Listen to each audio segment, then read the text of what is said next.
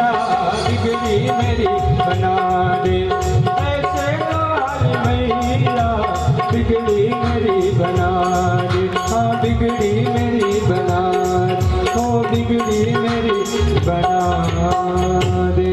भेद बोली शेरा वाली मैया की, गुरुदेव भगवान की जय। जय जय श्री राधे श्याम। हमारे मुख्य यजमान देव जी कहाँ पर हैं? शीघ्र यज्ञ मंडप में आ जाए, कथा पांडाल में आ जाए। श्री सदगुरुदेव महाराज का आगमन हो गया है, व्यास जी का आगमन हो गया है। आप यदि हमारी आवाज को सुन पा रहे हैं तो आप शीघ्र कथा पांडाल में आ जाए। ओम केशवाय नमः, ओम माधवाय नमः, ओम नारायणाय नमः।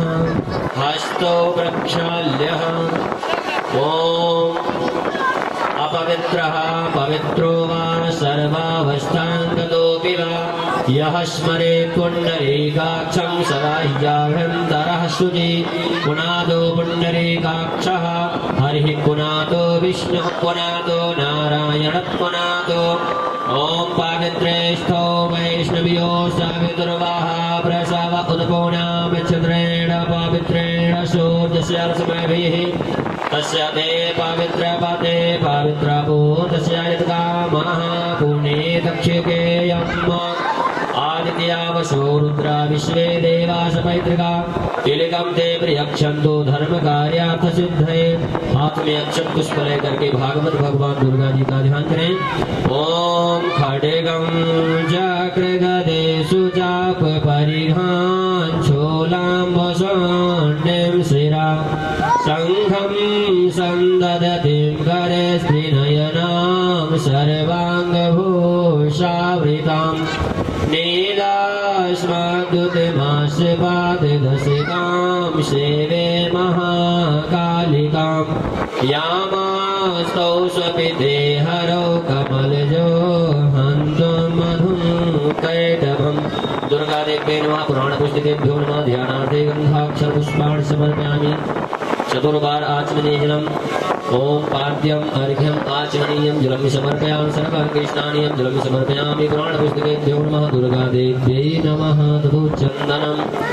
ओम गन्धद्वारां दुराधर्षां नित्यपुष्टां करीश्वरीं ईश्वरीं सर्वभूतानां तामिहोपहने श्रियं चन्दनानुलेपनं समर्पयामि। अक्षतान् ओम अक्षताश्च सुरश्रेष्ठा कुङ्कुमाक्षा सुशोभिता मया निवेदिता भक्त्या गृहाण परमेश्वरा दुर्गा देवी नमः। पुराण पुस्तकेभ्यो नमः। ततो पुष्पं पुष्पमालां माल्यादीन सुगन्धेनि मालित्यादीन मयि प्रभो मया हृतानि पुष्पाणि पूजार्थं प्रतिगृह्यतां पुष्पं पुष्पमालां समर्पयामि। धूपम् ओम वनस्पतिरसोद्भूतो गन्धाढ्यो गन्ध उत्तम आघ्रेय सर्वदेवायं धूपोऽयं प्रतिगृह्यतां धूपम् आघ्रापयामि।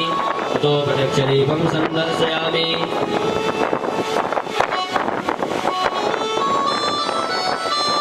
ओम साज्यं चवर्धसंयुक्तं बन्धिना योजितं मया दीपं गृहाण देवी स त्रैलोक्यदिम्रावहम् भक्त्यादीपं प्रयच्छामि देवाय परमात्मने।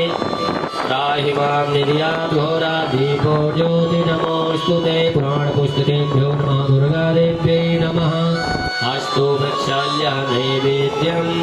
ओम नाध्यायासीदन्तरिक्षगुं शेष्णोर्द्यौः समवर्तता पदयामो निर्दिशा श्रोत्रा तथा लोकान् कल्पन्ना नैवेद्यं नैवेद्यामि पञ्चवाराचनेन्द्रं समर्पयामि। प्राण पुस्तकेभ्यो नमः। ततो द्रक्ति दक्षिणाम्।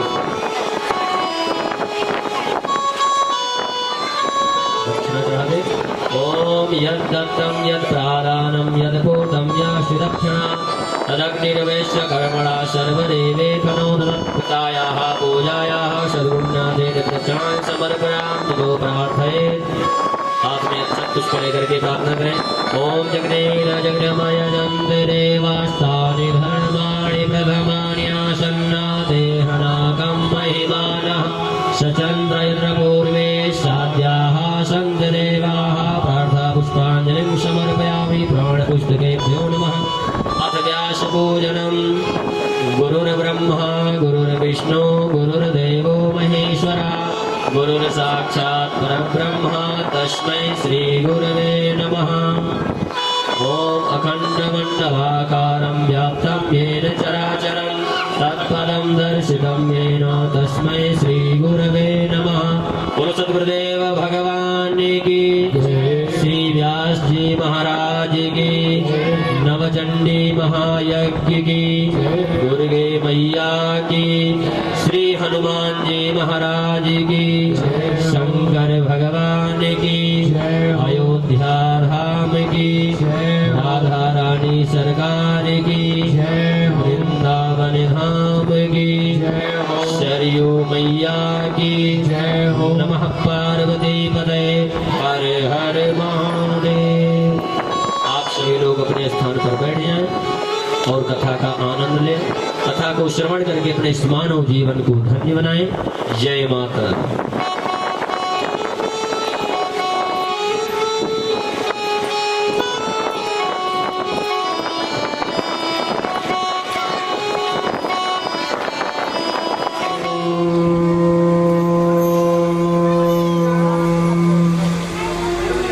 विनायकं गुरुं भानु ब्रह्मा विष्णु महेश्वरा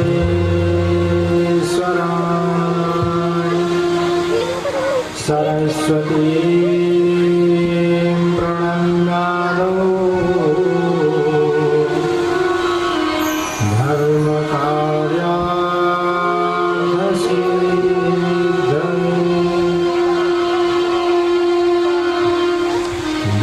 देवी सर्वभूतेषु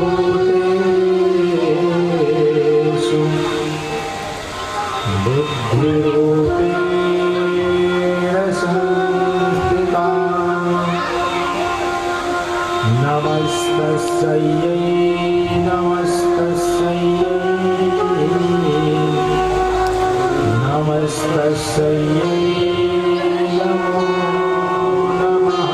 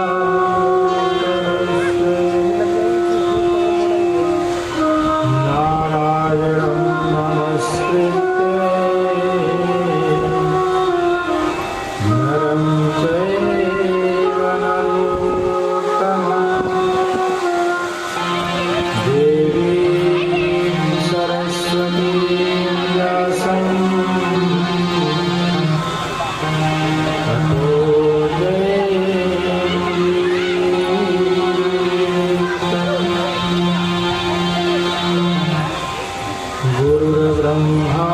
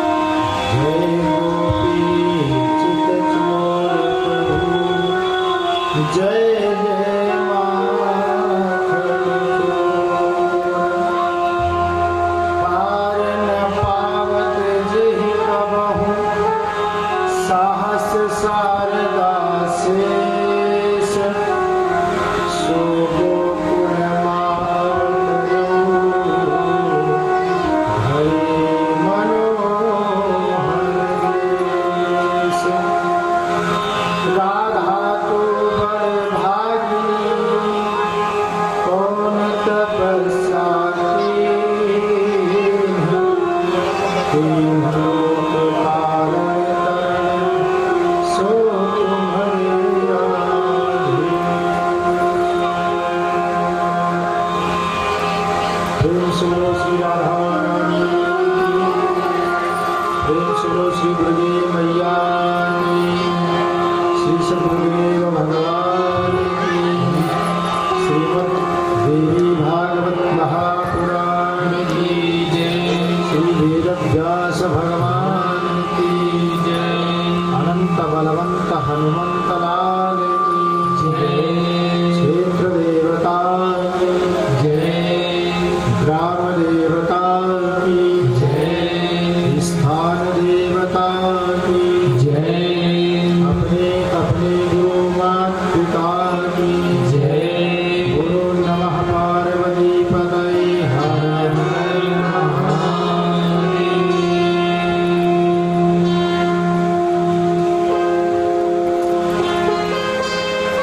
अखंड कोटि ब्रह्मांड नायिका माँ भगवती पराशक्ति जगत जननी जगदम्बिका की स्वरूप श्रीमद् देवी भागवत महापुराण को सादर प्रणाम करके इस परम पवित्र पावन भूमि तथा स्थल में विराजमान अहिल्या कुंती द्रौपदी तारा पाला माताओं के पाद पद्मों में चलने वाली भक्ति माता देवियां समस्त कथा पांडाल के अंतर्गत उपस्थित समस्त ध्रुव और प्रहलाद के समान नन्हे बच्चे इस परम पवित्र पावन भूमि में भगवत रसिक जो भक्त आचार्य विद्वज्जन के हृदयांतर्गत मां भगवती के चरणों में सादर प्रणाम करके महाराज राजा परीक्षित के आसन पर विराजमान राणा जी के की समस्त जनता के हृदयांतर्गत भगवती की भक्ति की प्राप्ति की अमल विमल कामना करते हुए श्रीमद् देवी भागवत रूपी सत्संग संध्या का शुभारंभ किया जा रहा है। आप लोग सत्संग में विराजमान हैं और ये सत्संग जो माँ भगवती का दिव्य पावन चरित्र है ना, इस संसार में माँ भगवती से बढ़ करके कोई दूसरा नहीं है और ना माता के चरित्र से बढ़ करके कोई, क्योंकि जो माता का स्थान होता है ना, माँ तो माँ होती है। लिखा हुआ है कि कुपुत्रो जायेता क्वचिदपि कुमाता न भवति। पुत्र तो कभी कभी कपूत हो जाते हैं लेकिन माता कभी कुमाता नहीं होती। ये जो कथा का आयोजन आपके इस नगर में रखा गया, इस श्रीमद् भागवत श्रीमद् देवी भागवत एवं नवचंडी महायज्ञ का आज अष्टम दिवस है। आप लोग बहुत ही भाग्यशाली हैं क्योंकि जिसके ऊपर माता की मंगलमय कृपा होती है वही श्रीमद् देवी भागवत कथा श्रवण कर पाने के योग्य बन पाते हैं। जब तक माता की इच्छा नहीं होती ना, तो हम कितना भी कुछ भी करना चाहें लेकिन कर नहीं सकते। मैंने कल बताया ना कि जब इस संसार की समस्त शक्तियां अपने आप जो अपना अस्त्र शस्त्र में सबको जब रख देती हैं, वहां से माँ भगवती का उत्थान होता है। वहां से ये अपने अस्त्र शस्त्रों को उठा करके और दैत्यों का संहार करती हैं, अपने भक्तों का कल्याण करती हैं। तो जो ऐसी माँ भगवती है जिनका एक पावन मंगलमय जो चरित्र है,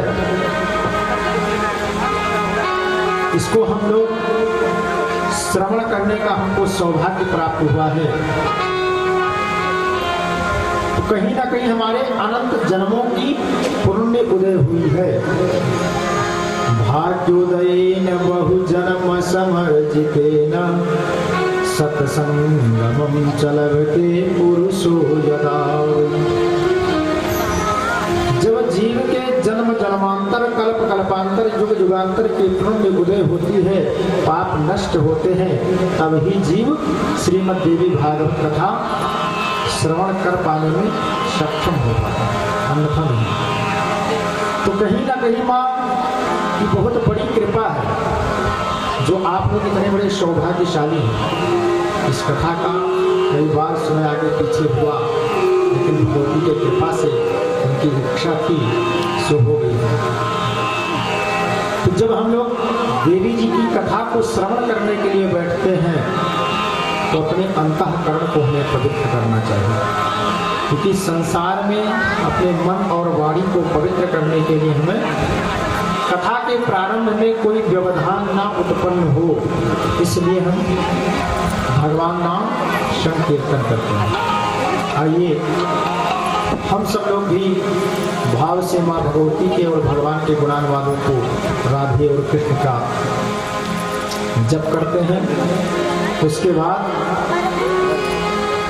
जहाँ से कथा को कल विराम दिया गया था वहीं से अग्रिम कथा आप लोगों को श्रवण कराई जाएगी।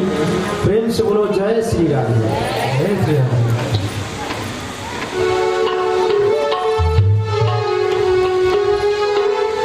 श्री राधा जीवन नीलमणि घनश्याम मुरलिया वाले, राधा जीवन नीलमणि घनश्याम मुरलिया वाले, राधा जीवन राधा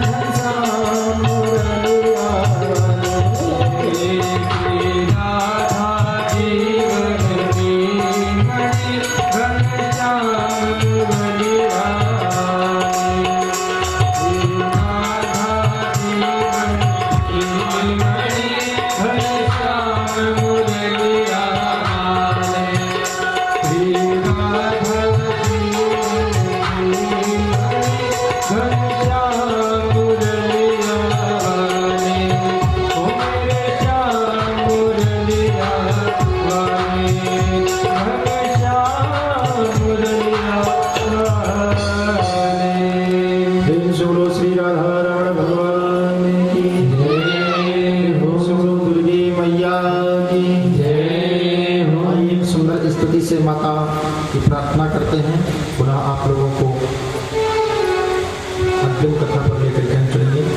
प्रेम से बोलो श्री दुर्गे मैया की जय। इंदता तो न माता न बंधुर न दाता न पुत्रो न पुत्री न भृत्यो न भर्ता न तातो न माता न बंधुर न दाता न पुत्रो न पुत्री न भृत्यो न भर्ता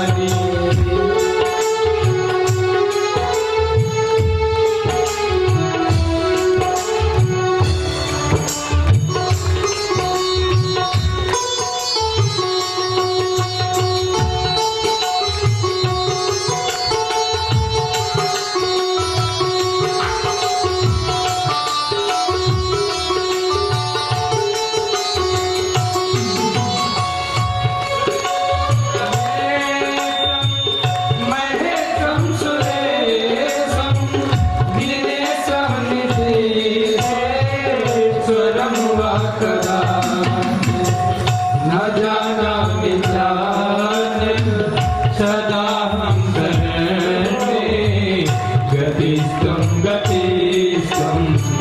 त्वमेव भवान्।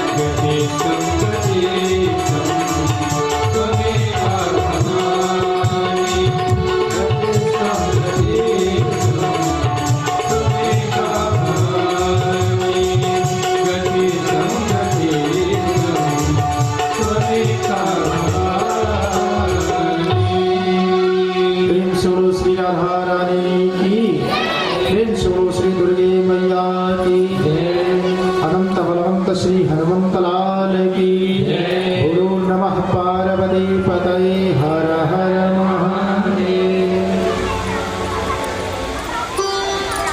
नैमिषारण्य के परम पवित्र पावन भूमि में 88,000 ऋषि मुनि महात्मा विराजमान हैं और राजा जन्मेजय जी को श्री वेद व्यास जी श्रीमद् देवी भागवत की अमृत का रसास्वादन करवा रहे हैं। तो जो नैमिष की पावन भूमि है वहां पे जो 88,000 ऋषि मुनि महात्मा हैं उन्होंने एक प्रश्न किया, महाराज आपने बहुत बड़ी कृपा की। कौन सी कृपा? जो अभी तक हमें आपने श्रीमद् देवी भागवत रूपी अमृत का रसास्वादन करवाया है, बहुत बड़ी कृपा आपकी। महाराज कृपा करके ये बताओ कि जब मां भगवती का जन्म हो गया, देवताओं के अंश से पराशक्ति मां भगवती का प्राकट्य हुआ, तो उन्होंने किस तरह से उस दैत्य का वध किया, ये सब कथन हमें श्रवण कराया। हम आपके शरण में। तो आदरणीय श्री सूत जी महाराज कहते हैं कि हे ऋषियों, आप तो महान संत हैं आप, क्योंकि संत जो होता है, जो उसकी भावना होती है ना, संत जो है जीवन में दूसरों के कल्याण की ही बात करते हैं वही संत। अन्यथा तो ये जो सूत जी महाराज थे और जो शौनकादिक ऋषि थे, अगर दूसरों के कल्याण की बात ना करते तो श्रीमद् देवी भागवत कथा अपने घर में अकेले बुला करके उनको सुन सकते थे ना। इतनी बड़ी लंबी भीड़ लगाने की क्या आवश्यकता था? लेकिन नहीं, जो रसिक होते हैं, जो भावुक होते हैं, उनके कान में यदि आवाज पड़ जाए ना कि हमें कहीं भागवत कथा हो रही है, तो कैसे भी अपने समस्त कार्यों को त्याग करके पहुंच जाते हैं। जिसके रसिक है, जिसके अंदर भावना है भागवत के प्रति, कैसे भी कहीं ना कहीं से वो समय निकाल ही लेंगे। और जिसके कर्म में नहीं लिखा होगा जिसके अंदर भगवान के प्रति भावना ही नहीं होगी, वो तो अरे कोई बात नहीं, 9 दिन की कथा है, आज चलेंगे, कल चलेंगे, परसों चलेंगे, ऐसे में 9 दिन व्यतीत तो हो जाएगा, लेकिन एक अक्षर कथा को श्रवण नहीं कर पाएंगे। क्योंकि ये सब कथा श्रवण करने की सौभाग्य तो प्रभु की ही कृपा से होती है, माँ भगवती की ही कृपा से। इसलिए शौनकादिकों ने तो पूरे जन का कल्याण सोचा, शौनकादिक ऋषि। क्योंकि अगर हम सबके बीच में जैसे ये कथा हो रही है ना, अब जितने लोग आएंगे इस कथा में सभी लोग उसका रसपान करेंगे, सबका कल्याण होगा। अन्यथा तो बहुत से लोग अपने घर में पंडित जी को बुला करके, पंडित जी हमें भागवत कथा सुननी है, मूल पाठ सुना देते हैं पंडित जी जा करके। लेकिन जो कथा सामाजिक तौर पे हो, जैसे ये जो आपके यहाँ अनुष्ठान हुआ है ना, ये सामूहिक रूप से हुआ, इसी के लिए हो सकता है किसी के यहाँ कोई एक व्यक्ति विशेष करवाता ना, तो इतनी भीड़ इकट्ठा होना, सबको बुलाना, और जब कोई बुलाता ना तो व्यक्ति एक बात मन में जरूर से आता है, देखो भैया हमारे यहाँ तो कभी कथा सुनने आए नहीं, तो हम क्यों आए, ऐसी भावना होती है ना अक्सर लोगों की। लेकिन कभी नहीं, अगर किसी के घर में सत्यनारायण भगवान की कथा हो या कोई पूजा पाठ हो, तो भागवत कथा में तो बिना बुलाए हुए जाना चाहिए। लेकिन आजकल के जो कलुषित प्राणी हैं, उनके मन में तो एक ही बात चलती है, देखो हमारे यहाँ तो आए नहीं थे, तो हम क्यों जाए। लेकिन ऐसा नहीं सोचना चाहिए, क्योंकि ये भगवान का कार्य है। कथा एक व्यक्ति करवाता है, हो सकता है जिसने करवाया हो उसको लाभ न मिले, क्योंकि करवाने से लाभ नहीं मिलता है, कथा को श्रवण करने से लाभ मिलता है। ऐसा भी हो सकता है कि जो कथा करवा रहा हो, कई बार कथा करवाने वालों के अंदर अहंकार आ जाता है, तो देखो भाई हम तो बहुत बड़े व्यक्ति हैं, देखो हमने जितना खर्चा किया इतनी किसी के बस की बात नहीं थी। जब ये सब भावनाएं आ जाती है ना, तो उस कथा का कोई फल नहीं मिलता। इसीलिए जब कोई कथा सामूहिक होता है तो हमें ये विचार करना चाहिए कि हम सबका कार्य है, हम सब लोग मिल करके कर रहे हैं। क्योंकि अपने धर्म के बारे में हम नहीं सोचेंगे तो कोई दूसरा थोड़ी ना सोचेगा। सूर्य भगवान को हम जल नहीं चढ़ाएंगे तो कौन चढ़ाएगा। वैसे तो हमको सब कुछ मिलता है, अरे वो हमसे कुछ लेते हैं, सब कुछ हमें तो प्रदान ही कर रहे हैं। अभी केवल सूर्य उदय ना हो, क्या समस्या उत्पन्न होगी संसार में। तो हमें ये विचार करना चाहिए कि देवता तो हमें सब कुछ देते हैं। ये जो मनुष्य की शरीर है ना, ये 5 तत्वों से बनी है, छित जल पावक गगन शरीरा, पंच तत्व यह अधम शरीरा। 5 तत्वों से ये शरीर मनुष्य की रची गई है। अब ये बताओ, इसमें वायु प्रकृति हमको दे रही है, सूर्य भगवान प्रकाश दे रहे हैं, वरुण देवता जल प्रदान कर रहे हैं, तो होना जरूरी है। तो जब सूर्य भगवान हमें प्रकाश दे रहे हैं, हम उनको क्या दे रहे हैं? देवता तो हमें बहुत कुछ दे रहे हैं, हम कुछ दे सकते हैं क्या उनको? नहीं। लेकिन जब हम यज्ञ करते हैं ना, यज्ञ का मतलब समझ रहे हैं, जो आपके यहाँ नौचंडी यज्ञ हो रही है, यज्ञ जब हम लोग करते हैं तो जो इससे आहुति डालते हैं, जो इससे उत्पन्न धुआं होता है ना, वो आकाश में जाता है और उस धुआं से हमारे देवतागण की तृप्ति होती है। जैसे हम लोग, कोई कहता है हमें कुछ पसंद है, कोई कहता है हमें कुछ पसंद है, लेकिन देवताओं को क्या पसंद है? ये जो हम लोग धूप दीप नैवेद्य करते हैं, इसी से वो प्रसन्न रहते हैं। तो कम से कम जो और कुछ नहीं मानते हैं हमसे, तो थोड़ा थोड़ा करके हम कम से कम साल में एक यज्ञ ही कर दिया करें हम लोग मिल करके सामूहिक रूप से, तो इसमें कौन सी बुराई है? इतना तो कर ही सकते हैं ना, प्रभु तो हमें सब कुछ दे रहे हैं। प्रेम से बोलो जय श्री कृष्ण। तो शौनकादिक ऋषि जो अनुष्ठान किया है जन कल्याण के लिए, क्योंकि शौनकादिक ऋषि जो है महान संत हैं, और संत का मतलब होता है कि पर कारज के हित तजे, निज कारज जन संत, और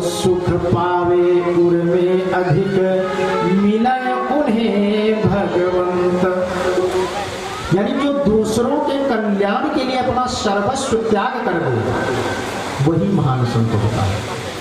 अब कोई सोचे कि हम जटा लगाने से संत हो जाएंगे, थोड़े नहीं। कोई पूरे मस्तक में चंदन लगाने से चंदन नहीं होता। इसकी भावना संतों की जैसा होनी चाहिए, मन निर्मल होना चाहिए। संतों का हृदय कैसे होता है ना, गोस्वामी जी लिखते हैं मानस में, कहाँ ही कभी न करी, कहाँ ही न जाना, कहाँ ही कभी न करी, कहाँ ही न जाना, संत हृदय नीत समाना, संत हृदय नीत समाना, कहाँ ही कभी न करी, कहाँ ही न जाना, संत हृदय नीत समाना। श्री राम जय राम, जय राम, श्री राम जय राम, जय राम, श्री राम जय राम, जय राम, श्री राम जय राम, जय राम,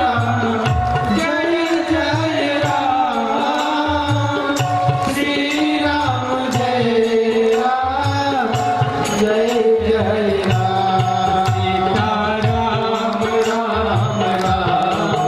सीता राम राम राम, सीता राम राम राम, सीता राम राम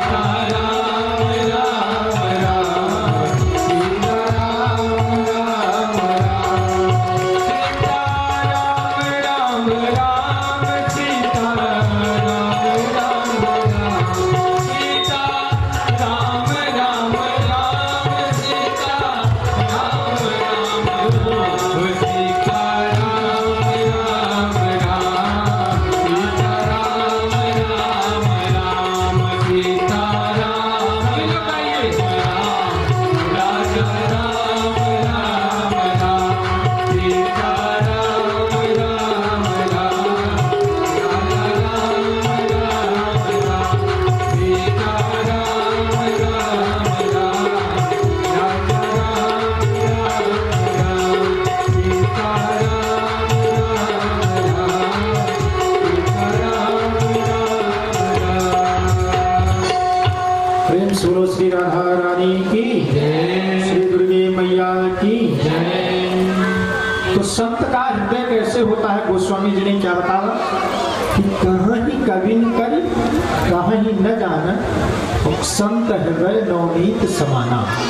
संतों का हृदय एकदम से कोमल होता है। वैसे कैसे ताजा मक्खन होता है ना, मक्खन के जैसा एकदम से कोमल होता है। क्योंकि जो महान संत होता है ना, वो अपने जीवन में अपना कष्ट सहन कर लेगा, लेकिन अपने द्वारा न तो किसी को कष्ट देगा और न किसी को देख सकता है। जो महान संत होंगे, तारे वारे फल नहीं भखत है, नदी नयचवे नीर, ऊपर कारज के कारण संतन धरा शरीर। संतों का जन्म ही इसीलिए होता है कि दूसरों का कल्याण करें, लेकिन आजकल तो संसार में बहुत बड़ी विडंबना है। तो जो महान संत होते हैं ना, जो महान संत है ना इस जीवन में, इस संसार में यदि किसी को महान संत मिल जाए ना, तो तत्क्षण उसका किया कराया पाप नष्ट हो जाता है, अगर जीव संतों का भी दर्शन कर ले तो। क्योंकि संतों के दर्शन मात्र से जीव के पाप ताप संताप तत्क्षण नष्ट हो जाते हैं, इसमें किंचन संदेह नहीं है। लेकिन महान संत हो,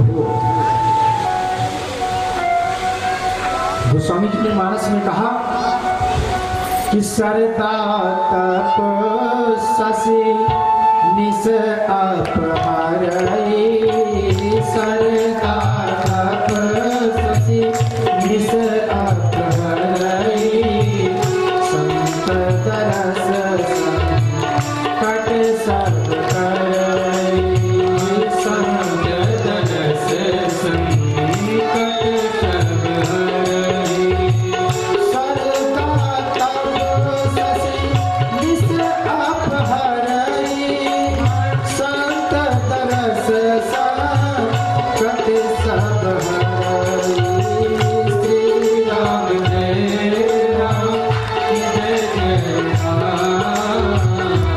श्री राम जय राम जय जय राम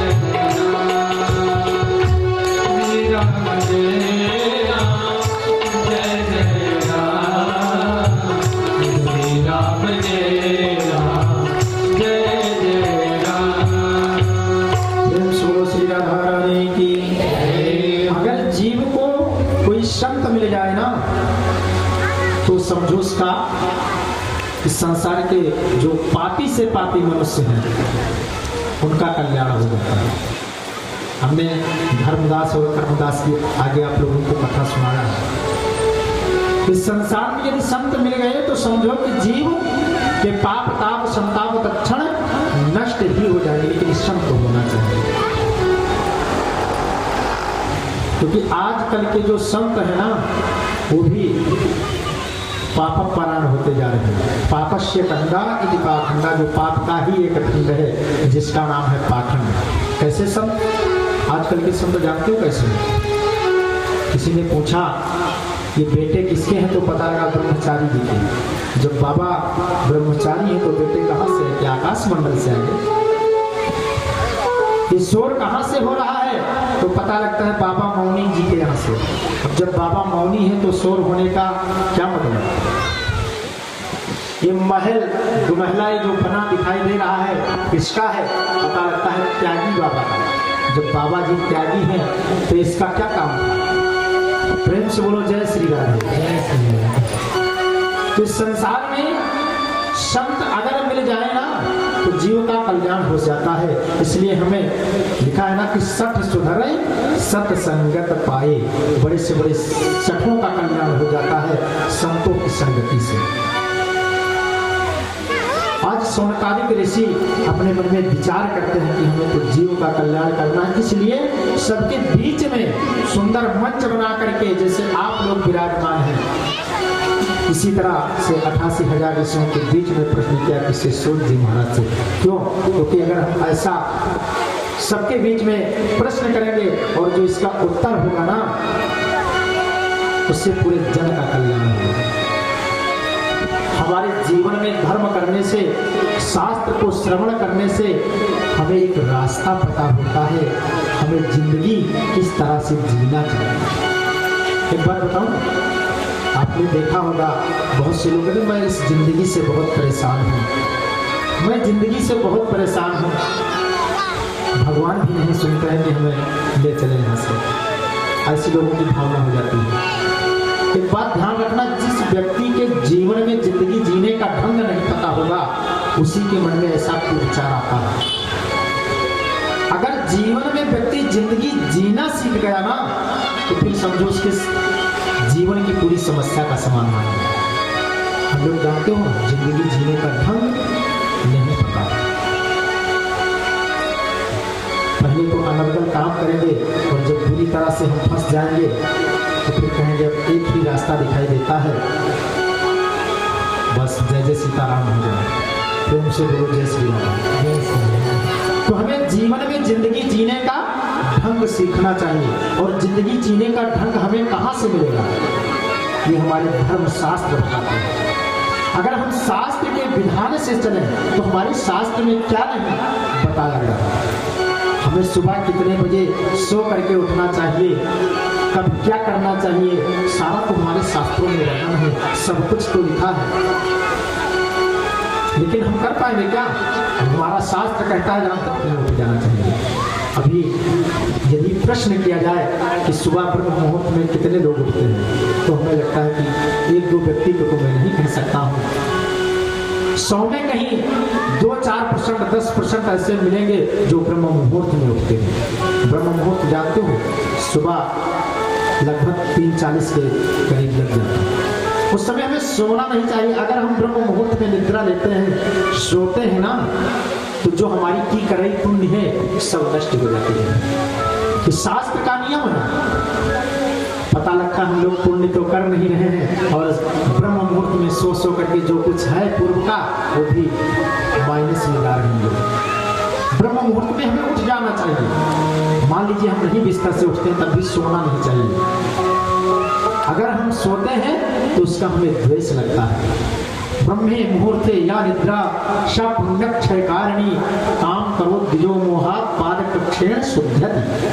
हमारे तभी तो संत महात्मा जो हमारे वैशिष्ट लोग हैं, वशिष्ठ लोग, वरिष्ठ जो हैं, वो ब्रह्म मुहूर्त में कभी सोते नहीं। जो महान योगी होगा ब्रह्म मुहूर्त में उठ तो जाएगा ही, सुनिश्चित है। और एक बात बताऊं, अगर व्यक्ति ब्रह्म मुहूर्त में उठता है तो जो प्राकृतिक हवाएं चलती हैं वो हमारे शरीर में यदि लग जाएं तो हमारे शरीर में कोई रोग भी नहीं हो सकता है। लेकिन हम लोग रात में तो 12, 2, 3 बजे तक फोन चलाएंगे और जब 3 बजेंगे ना तो खर्राटे मारना शुरू कर देंगे। उल्टा कर रहे हैं, शास्त्र के विरुद्ध जा रहे हैं। क्यों? क्योंकि अगर हमने रामायण पढ़ा होता, गीता पढ़ा हुआ, गीता पढ़ते तो हमें ये ज्ञान पता हो जाता कि हमें किस तरह से कब क्या करना चाहिए। तो हम जो शास्त्र का आचरण है उसको नहीं कर पाते हैं। और भैया जब हम शास्त्र का आचरण नहीं करेंगे, जैसा हम बीज बोएंगे उसी तरह से हम काटेंगे। तो जीव को क्या चाहिए कि ब्रह्म मुहूर्त में उठना चाहिए, लेकिन हम लोग नहीं करते हैं। हमारे शास्त्र के अनुसार, शास्त्र विरुद्ध यदि हम कोई कार्य करते हैं तो हमें नुकसान ही पहुंचाएगा। इसलिए हमें शास्त्र के मत के अनुसार चलना चाहिए। हमें रामायण का अध्ययन करना चाहिए, गीता का अध्ययन करना चाहिए, जिससे हमें जिंदगी जीने का ढंग मालूम हो जाए। क्योंकि हमारे रामायण में लिखा है ना, अगर हम बच्चों को रामायण पढ़ाएंगे तो उसमें लिखा है ना कि मात पिता प्रातः काल उठ गई रघुनाथा, मात पिता गुरु नामहि माथा। जब हमारे बच्चे पढ़ेंगे तो उनको भी ज्ञान होगा। अरे जब इतने विशिष्ट लोग भगवान श्री राम पार ब्रह्म जैसे लोग अपने माता पिता गुरु को प्रणाम करते थे तो हमको भी करना चाहिए कि हमारा संस्कार बनेगा। इसलिए जीवन में अपने अपने बच्चों को जिंदगी जीने का ढंग सिखाओ। और वो ढंग कैसे मिलेगा? रामायण अध्ययन से, भागवत कथा का अध्ययन करने से, कथा को श्रवण करने से। हमारे शास्त्रों में क्या नहीं, सब कुछ तो इसमें समाया है, हम नहीं मानते। चाहे वो औषधि हो, चाहे यंत्र मंत्र तंत्र हो, चाहे औषधियों के बारे में हो, बड़े बड़े मनीषी ऋषि हुए जो शारंग संहिता, भागवत संहिता, ऐसी ऐसी औषधियों का रिसर्च करके नाम लिख करके गए हैं, जिस औषधियों से हमारा समस्त रोगों का नाश हो सकता है। लेकिन जब हम उस तरह से प्रयोग कर पाएंगे ना, तभी तो ऋषियों ने इसीलिए प्रचार प्रसार करने के लिए सामूहिक रूप से कथा किया, जिस तरह से आप लोगों के यहाँ सामूहिक रूप से कथा हो रही है। प्रेम से बोलो जय श्री राधे। जय श्री राधे। सभी ऋषि मुनि महात्माओं के बीच में प्रश्न किया कि महाराज ये बताओ कि माँ भगवती अपने भक्तों का किस तरह से दैत्यों का संहार करके कल्याण किया, कृपा करके बताओ। कहती जब महिषासुर दैत्य जो है वरदान पा करके देवताओं पे आक्रमण किया, सारे देव चले जाते हैं और माँ भगवती से सारे देवता यहाँ से जाते हैं, माँ भगवती का आराधना किया। कल हमने बताया कि पराशक्ति जगत जननी जगदम्बिका का पराकट्य हुआ। प्रेम से बोलो श्री दुर्गे मैया की। और जब माँ भगवती का जन्म हुआ ना, उस समय वो अष्टादश भुजा यानी 18 भुजा से युक्त जो माँ भगवती एकदम से नेत्र उनकी लाल लाल है, जो अट्टहास गर्जना किया कि पूरा ब्रह्मांड जो है हिल जाता है। इतनी भयानक माँ भगवती की गर्जना है। महिषासुर जहाँ था ना, उनका सिंहासन हिल जाता है। हरे राम राम। महिषासुर ने अपने मन में विचार किया, इस समय हमसे बड़ा बलशाली तो कोई है ही नहीं, ऐसा कौन सा हो सकता है जो ऐसा अट्टहास गर्जना कर दिया हमारे रहते हुए। महिषासुर एकदम से परेशान, भूतों को बुलाया, अरे भाई देखो इस संसार में हमारे अलावा और कौन ऐसा पैदा हो गया जो इतनी भयावह, इतनी घनघोर अट्टहास गर्जना कर रहा है, पता लगाओ जाकर के। एवं समहिषो नाम दानवो वरदर्पिता प्राप्य राज्यं जगत सर्वं वसे चक्रे महाबलः। उसके जो मंत्री हैं, मंत्रियों का नाम है उनके जो है सेना के जो अध्यक्ष हैं चिक्षुर महापराक्रमी,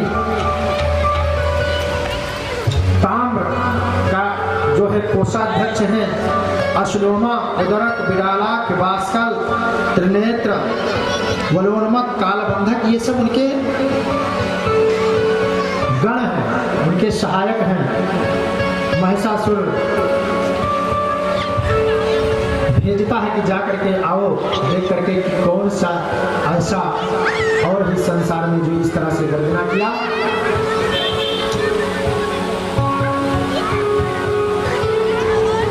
सो तुरंत उनका एक दैत्य जाता है माता जी के पास, और जब माता जी के पास में पहुंचा सो देखा कि एक देवी है जो अट्टहास गर्जना किया है, अष्टादश भुजी, 18 भुजा से युक्त हैं और सभी हाथों में क्रम से भाला, बरछी, पट्टिस, तोमर, त्रिशूल, शंख, चक्र, गदा, पद्म इत्यादि विद्यमान है। एकदम से उन देवी का नेत्र लाल लाल है, लगता है कि अगर नजर भर के देख लेंगे ना तो तत्क्षण वहीं पे जल करके नष्ट हो जाएंगे।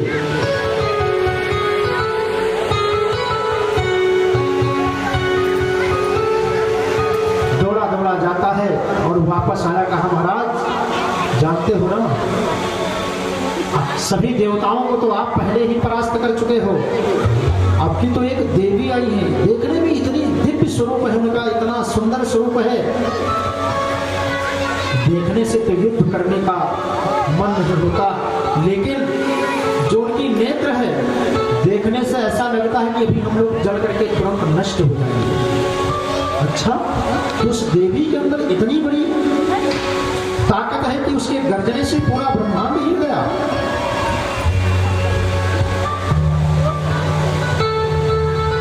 जो उनका पुत्र था हाँ महाराज ऐसा ही है।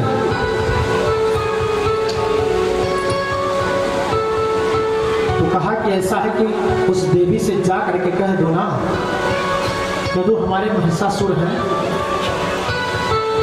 और अगर वो अच्छी स्त्री है ना, माँ भगवती के बारे में महिषासुर ऐसा वाक्य प्रयोग करता है, क्योंकि जानते हो ना कोई मूर्ख व्यक्ति हो ना तो उसको इस संसार में सारे व्यक्ति मूर्ख ही दिखने लगते हैं, वही स्थिति महिषासुर की है। उसको देवी जी के बारे में कुछ पता नहीं है, कहता है वैसे एक साधारण स्त्री समझ रहा है माँ भगवती पराशक्ति जगत जननी जगदम्बिका को। कहा तुम जा करके उससे बोलो जो मुझसे विवाह कर ले उसका जीवन बन जाएगा, अन्यथा इस महिषासुर का राज यहाँ पे चलता है, सभी का राज नहीं चलता है।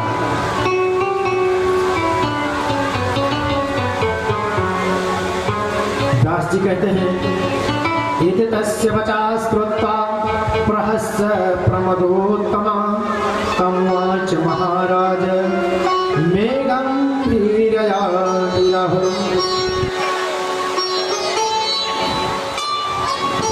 माँ भगवती जो ताम्र नाम का उनका पुत्र गया था ना, उससे जब देवी जी के पास वो दूत पहुंचता है और माता जी से जैसे ये बात रखा, सो देवी जी ने जो फटकार लगाई, अरे मूर्ख मूर्ख, तुमको बात करने की भी अकल नहीं है, यहाँ दौड़े चले आए। अरे पहले अपने जो महाराज है ना तुम्हारे, जिसको आप महिषासुर कहते हो, घास भूसा खाने वाले, वो हमसे क्या युद्ध करेंगे? माँ भगवती कहती है उनसे बताओ ये सब नाटक मत करें, अगर उनको करना ही है तो आकर के हमसे युद्ध करें। अब तो ताम्र एकदम से लाल थे। माता जी ने कहा कि जा करके उनसे बोल दो कि अगर युद्ध करना है तो युद्ध भूमि में आए, ये सब नौटंकी हमें सुनने का समय नहीं है। ताम्र पहुंचा, जिस तरह से महिषासुर ने बताया था सारी बात माता जी से बताया, और जो माँ भगवती ने कहा जा करके महिषासुर से बताया। महिषासुर ने अपने मन में विचार किया कि देखो कोई साधारण स्त्री तो हो नहीं सकती है, अगर कोई साधारण होता तो उसकी इतनी हिम्मत कैसे होती जो मुझसे इस तरह से बात करती। देखो जब महिषासुर ने वरदान मांगा था ना तपस्या करके, तो उन्होंने यही वरदान मांगा था कि संसार के कोई पुरुष ना मार सके। ऐसा वरदान नहीं मांगा था कि हमें कोई स्त्री ना मार सके। ये बात महिषासुर को भूल रही है, इस समय याद नहीं हो रही है कि हमने वरदान में क्या मांगा है। आज महिषासुर के जो दैत्य हैं पहुंचते हैं ताम, और महिषासुर से जो बताया मंत्रणा किंच कर्तव्यम वैष्णवभूतमच्चिरम आगता देवगीता मायेयं सांबरीवचा। ताम्र जाकर के जब बताया तो महिषासुर अपने मंत्रियों को बुलाया, और मंत्रियों को बुला करके उनसे कहा देखो हम लोगों को मंत्रणा करना चाहिए कि कैसे काम बनेगा, उस देवी को हम इस युद्ध भूमि में कैसे परास्त कर पाएंगे। तो मंत्रियों ने क्या कहा, सत्यम सदैव वक्तव्यम प्रियं च नृपसत्तमा कार्यं हितकरं लोलं विचार्यं विबुधयति। मंत्रियों ने कहा देखो इस संसार में जो सत्य वचन होता है ना वही जीव का कल्याण करने वाला होता है, सत्य वचन ही कल्याणकारी होती है। इसलिए मैं सत्य कहता हूं कि वो देवी कोई साधारण नहीं लग रही है।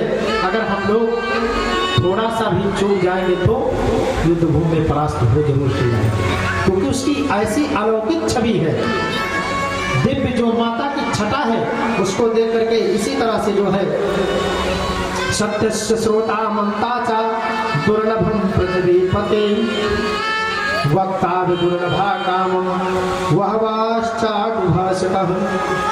ऐसे पृथ्वी पे जो सत्य बोलने वाले हैं ना वो कहीं 2, 4, 10 केवल ढूंढने पर मिलते हैं, लेकिन जो चाटुकार होते हैं जिसको झूठा कह दो, झूठ बोलने वाले, हमने कल आपको बताया इस संसार में सत्य के समान कोई दूसरा धर्म नहीं है और झूठ के समान कोई पाप नहीं। दूत कहता है कि संसार में देखो हम मंत्री हैं और मंत्रियों का कहना यही होता है क्या, मंत्री का मतलब मंत्रणा, अगर हम आपके पक्ष में महाराज मंत्रणा देना तो ये राज नष्ट हो जाएगा। क्योंकि कुछ ऐसे चीज होते हैं जैसे मंत्री राजा के मन की बात करने लगे, डॉक्टर मरीज के मन की बात करने लगे, पंडित जी यजमान के मन की बात करने लगे, गुरु जी अपने चेले के मन की बात करें तो समझो उनका विनाश हो जाने का लक्षण है। इसलिए अगर हमारा गुरु हमसे कट बोलता है, सत्य बोलता है, तो फिर उससे बहुत ज्यादा, कई बार क्या होता है ना, डॉक्टर के पास दवा लेने गए और डॉक्टर साहब ने देखा मरीज आ रहा है रोज 10, 20, 100, 50 का तो इनकम होता ही है, और कहीं अब पता लगा खांसी आ रही है, डॉक्टर साहब ने सिरप दिया, देखो दही चावल ठंडा चीज मत खाना, ऐसा ना हो फ्रिज का पानी पीने लगे। सो मरीज ने कहा नहीं डॉक्टर साहब थोड़ा सा पी लेंगे, तो डॉक्टर साहब ने मन में विचार किया कि अगर ज़्यादा बता देंगे तो हो सकता है कि कल से किसी दूसरे डॉक्टर के यहाँ जाए तो कमाई बंद हो जाएगी। इसलिए डॉक्टर साहब ने क्या कहा, कोई बात नहीं लेना, लेकिन थोड़ा सा ले लेना, सो वो चीज उस मरीज के लिए जा करके आगे काल बन जाएगी। इसलिए इसी तरह से राजा का मंत्री अगर राजा के समान बोलने लगे ना राजा की बात को सुन करके राजा के मन की बात बोलने लगे ना, तो समझो वो राज नष्ट हो जाएगा।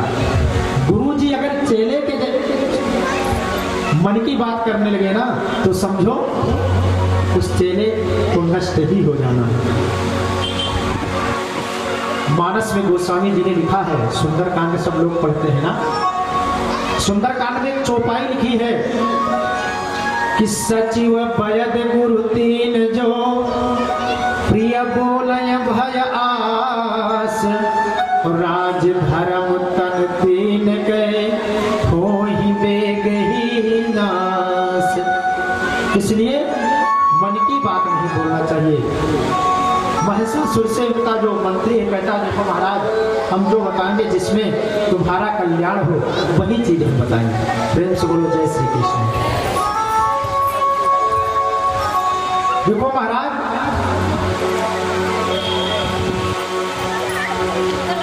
परिणाम जो होने वाला है आगे, जो भविष्य में क्या होगा, आज क्या चल रहा है कल क्या होगा, इसकी तो किसी को नहीं पता है। तो इसका परिणाम तो हम लोग नहीं जान सकते, लेकिन ये जरूर से कहते हैं कि अगर युद्ध में हम लोग जाएंगे तो अच्छा होगा नहीं। राजा महिषासुर तो क्या कहता है, स्वसमत्यानुसारेण ब्रुवन्त्वाद्य पृथक् पृथक् एषां यादृशो भावस्तच्छ्रुत्वा चिन्तयाम्यहम्। जितने वहां पे मंत्री थे ना, सब लोग अलग अलग की बात को बताया। कोई कहता नहीं महाराज 2 सेकंड के अंदर, अरे जब बड़े बड़े देवताओं को हम लोगों ने परास्त कर दिया तो एक साधारण स्त्री क्या है। एक तो कहता है ना कि माता आपको वरदान है महाराज कि आप स्त्री से नहीं परास्त होंगे, लेकिन बाकी जो हमारे आपकी सैनिक है वो सबको ये वरदान नहीं है। आपने वरदान मांगा था कि पुरुष से, हम लोग तो स्त्री से भी नहीं मरेंगे।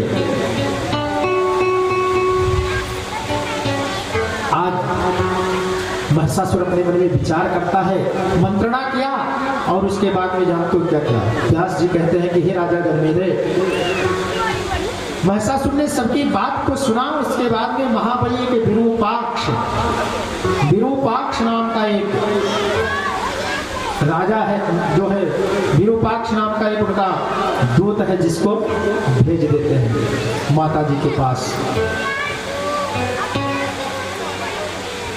विरूपाक्ष पहले तो महिषासुर को प्रसन्न करना चाहते हैं। कहते हैं महाराज जब मंत्रणा हो रही थी ना, तो उससे कहते हैं विरूपाक्ष कि राजन नारी वराकीयं साप्रोते मदगर्भिता विहिसकामानमिदं जातं वचनं त्वया। कहते हैं कि हे राजन, देखो इस संसार में जो स्त्रियां होती हैं झूठ बोलने वाली है, माता जी को झूठी साबित करना चाहता है। क्योंकि जैसा लोग हम नहीं कहते चोर का जो बक्से में रहता है, जो जैसा होता है उसी दृष्टि से लोगों को देखता है। तो जैसे मूर्ख है महाराज महिषासुर और उनके मंत्री, उसी तरह से वो देवी जी के बारे में भी सोचते हैं। कहते कि स्त्रियों की आधी बात तो झूठ होती है, और अगर हम उस स्त्री के कठोर वचन सुन करके युद्ध में लड़ने से डर गए ना, तो बड़ी समस्या हो जाएगी। हमें तो लड़ना ही चाहिए। जित्वा त्रिभुवन राजनद्दाकांत भाई नवई दीनत्वे यशो नूनम वीरस्य भुवनि भुवनि। कहा देखो इस संसार में जगह जगह पर तमाम से वीर हैं, और हम इतने बलवान हैं हम लोग ना कि वो जो चंडिका देवी है उसको तो एक क्षण में ही समाप्त कर देंगे मार डालेंगे। कैसी कैसी बात कह रहा है देवी जी के बारे में। क्योंकि जब दीपक को बुझना होता है ना, तो दीपक भपकने लगती है। पहले जब हम लोग दीपक जलाया जाता है ना, और जब दीपक तेज हो जाए ना, बहुत ज्यादा उसकी रोशनी बढ़ने लगे, तो समझ जाओ कि वो बुझने वाली है। उसी तरह से जब किसी मृत्यु की समय आता है ना, किसी दुष्ट के मृत्यु की समय जब आती है, तो वो व्यक्ति बड़बड़ाने लगता है, उल्टा सीधा जो मन में आता है वही बोल देगा। वही स्थिति महिषासुर की है। महिषासुर भेजता है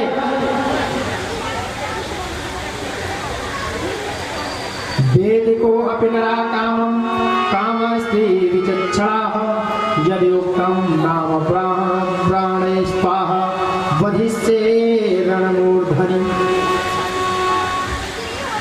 वो कहता है कि हम अपने अस्त्र शस्त्रों के द्वारा उस रणभूमि में उस देवी को तत्क्षण मार डालूंगा, इसमें कोई संदेह नहीं है। महिषासुर को बुद्धि दे रहे हैं, जैसे राजा हैं उसी तरह से मंत्री भी हैं। महिषासुर कहता है कि गच्छ ताम्र महाभाग युद्ध कृत्य निश्चयः ताम्रय्य वरारोहं जिह्वा धर्मेण मानिनी।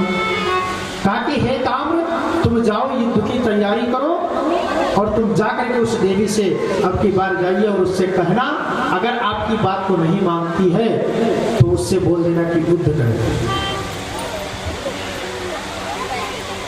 जाकर के तुम उस स्त्री को परास्त करके ले आओ। ताम्र पहुंचते हैं, जाते हैं मां भगवती के पास, पराशक्ति जगत जननी जगदम्बिका के पास में पहुंचे तो जो ताम्र को महिषासुर ने कहा था वही बात जाकर के माता जी के सामने प्रस्तुत किया।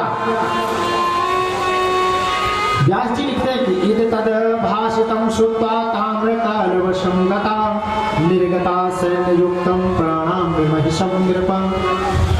ताम्र ने क्या किया, महिषासुर को प्रणाम किया और पहुंच जाता है माता जी के पास।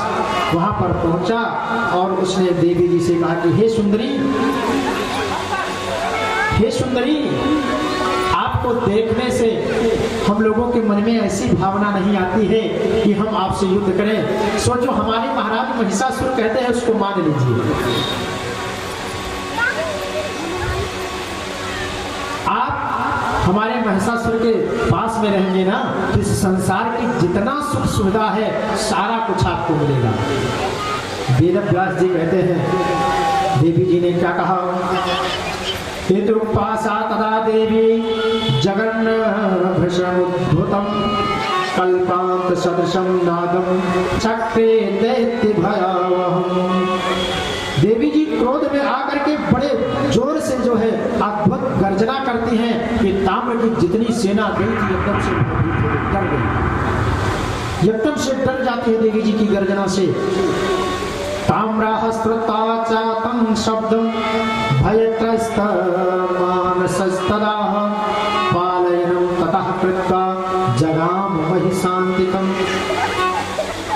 तुरंत जो है उस देवी के शब्द को सुन करके ताम्र के मन में भय व्याप्त हो जाता है और तुरंत वो वहां से भाग करके गए थे कि भी हम 2 मिनट में परास्त करके आते हैं और तुरंत जो है भाग के दौड़ते हुए महिषासुर के पास जाते रहे। महाराज, अरे वो कोई साधारण देवी नहीं है, अगर आप जानते हो कि हम ऐसे परास्त कर देंगे, अरे उसके शब्द से उसकी घनघोर गर्जना से मन में भय व्याप्त हो जाता है तो युद्ध की तो बात छोड़ो।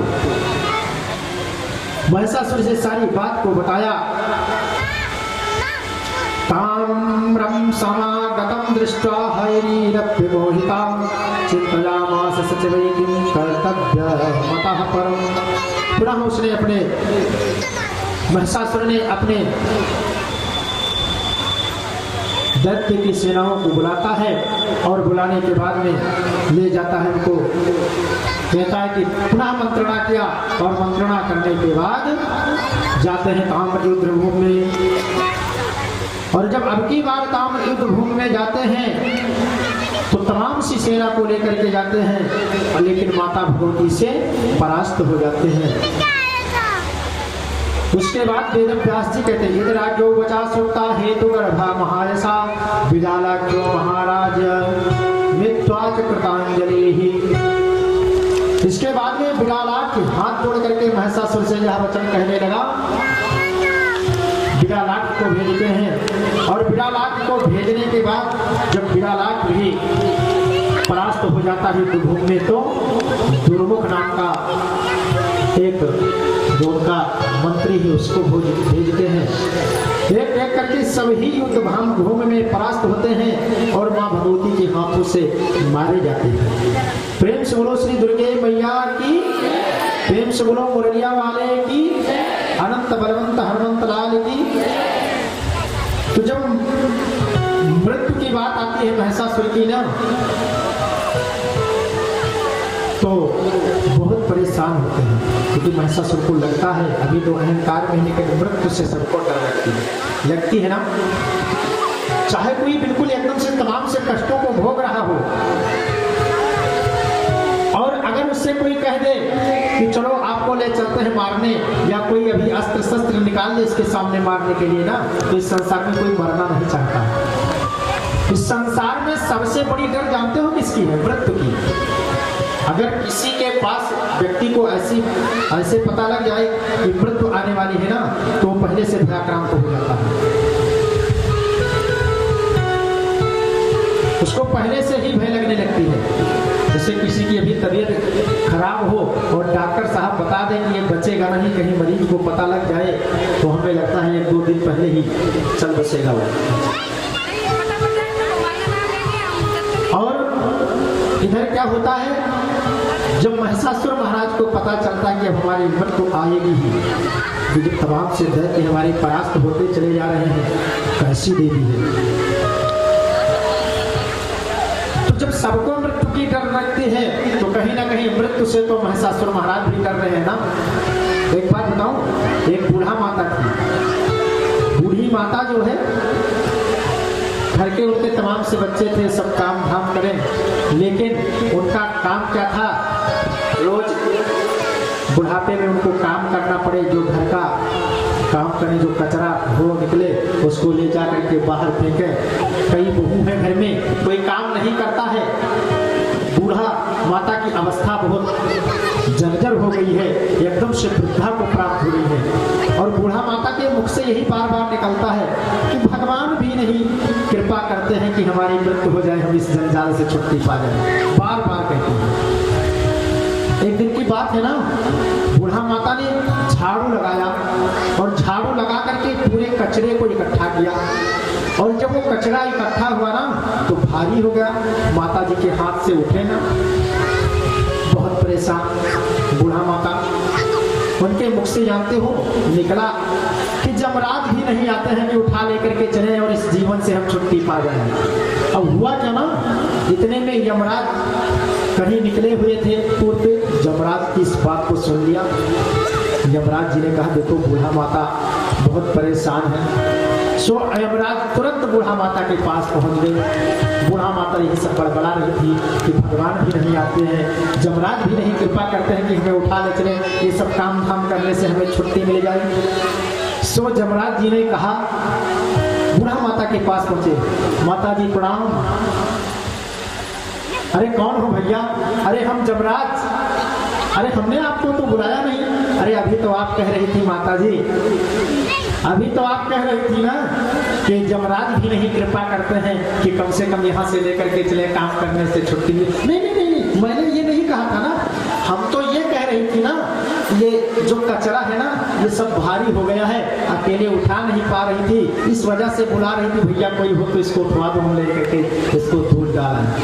इस तरह से लोग मृत्यु से डरते हैं ना। तो मरना कोई नहीं चाहता है, लेकिन मृत्यु तो सुनिश्चित है सबकी। इसलिए जीवन में हमें कर्म अच्छा करना चाहिए। क्यों हम महिषासुर जैसे कर्म करके मृत्यु को प्राप्त हो।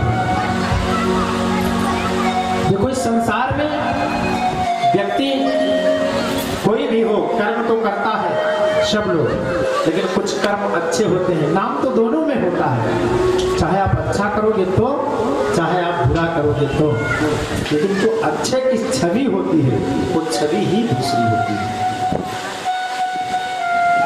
क्यों? अगर व्यक्ति कोई अच्छा कर्म करके जाता है ना, तो लोग कहेंगे वो भाई चाहे जो बात हो, लेकिन बहुत अच्छे थे। बताओ, इतनी सुंदर सुंदर डिग्री कॉलेज को बनवा दिया, वेद विद्यालय बनवा दिया, वृद्धाश्रम बनवाया। कर्म तो ये भी है ना, नाम तो इसमें भी होता है। और चोरी डकैती बदमाशी हम करें, उसमें भी नाम होता है, लेकिन वो ऐसा कर्म है कि जब व्यक्ति चला जाता है ना, उसके बाद में भी नहीं लोग छोड़ते हैं। तो ये अगर नाम ले लिया, बात रिश्तेदारी, बाबू बड़ा बेवकूफ था, ऐसा था, नालायक था, तमाम सी बातों को कहेंगे।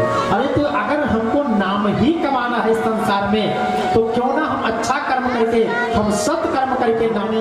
ऐसा नहीं है, मोक्ष तो दोनों का होता है, चाहे कोई पापी भगवान की भक्ति भक्ति ना करके भगवान से द्रोह करे, मोक्ष तो उसका भी होगा।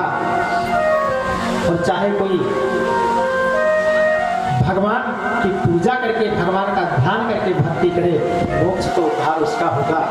लेकिन दोनों में अंतर है। जैसे कोई अपने बच्चे का नाम बोलो हिरण्यकश्यप रख दो, कोई रखेगा? नहीं रखेगा। किसी से कह दो अपने बच्चे का नाम रावण रख दो, कोई रखेगा क्या? नहीं रखेगा। मोक्ष तो महाराज रावण का भी हुआ। अरे जिसको मारने के लिए पार ब्रह्म परमात्मा जगत नियंता जगत आधार स्वयं गए हो, भगवान के हाथ से जिसकी मृत्यु हुई हो, क्या वो नरक थोड़ी न जा सकता? वो तो स्वर्ग जाएगा ही जाएगा, उसका तो मोक्ष हो ही जाता है। लेकिन और जिसने भगवान की भक्ति किया, उसका तो नाम अजर अमर है। तो ऐसा नहीं करना चाहिए, क्योंकि मोक्ष तो सबका हो जाता है। किसी ने लिखा है कि भाव सहित शंकर जपो, कुभाव जपो मुनि बाल, आलस हो कुंभकर्ण जपो, और अनख जपो 10 भाल। भगवान की भक्ति भी सभी ने किया, लेकिन तरीका अलग अलग से हो गया। भाव सहित शंकर जपो, भावना से भगवान की भक्ति किसने किया? भगवान शिव ने। और कुभाव से मुनिबाल, भाव सहित शंकर जपो, और कुभाव जपो मुनिबाल, और आलस हो कुंभकर्ण जपो। और कुंभकर्ण में कैसा जपा? 6 महीना सोते थे तो 6 महीना जगते थे। आलस्य करके जपा, सोते हुए जपा। और कुभाव जपो 10 भाल, और महाराज दशानन यानी 10 भाल महाराज रावण कुभाव से जपो। लेकिन भगवान जाकर के उनको स्वयं भगवान के द्वारा उनकी मृत्यु हुई, इसलिए वो तो सभी जो है स्वर्ग को गए। इसलिए जीवन में हमें क्या करना चाहिए? ऐसा कर्म करना चाहिए जिससे हमारे न रहने के बाद में भी हमारा नाम बना रहे। अगर कोई हमारा नाम भी ले ले तो व्यक्ति क्या कहे? बहुत अच्छे थे। जैसे तो लोग अपनी पढ़ाई मुझ पर सुन करके बहुत खुशी होते, लेकिन ऐसा नहीं करना चाहिए।